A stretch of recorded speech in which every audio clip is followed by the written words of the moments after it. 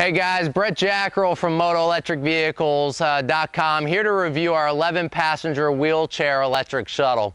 Now we've been producing this model for over 8 years.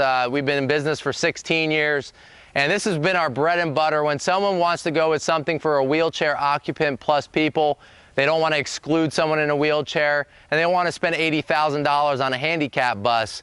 We're selling 2 or 3 of these at a time, and they're actually, they're a great solution.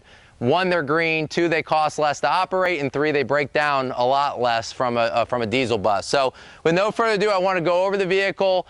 Keep in mind that this vehicle does have a lot of accessories on it. I will point those out. The standard range on these are 50 miles before we put any accessories on it. So remember that, 50 miles, charging's on board, so the charger goes along with you wherever you go on campus. So as long as you have an outlet, you can plug in midway through. You don't have to wait till it's totally dead. And the key to Moto Electric vehicles is our batteries, our chargers, and controllers. The 3 main components, the most expensive components of any golf cart or electric vehicle, all US made. So with no further ado, let's get right to it.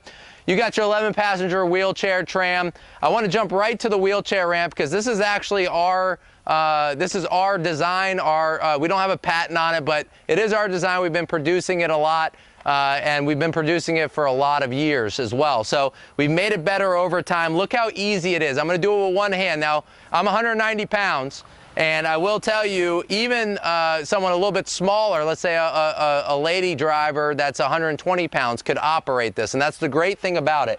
Once turn of the knob, and it unlocks the ramp, okay? And then boom, I'll get out of the frame here. Basically 2 hands, drops it to the ground. And now you have your wheelchair occupant where you're actually going to go ahead and take the wheelchair and back up into the unit right here.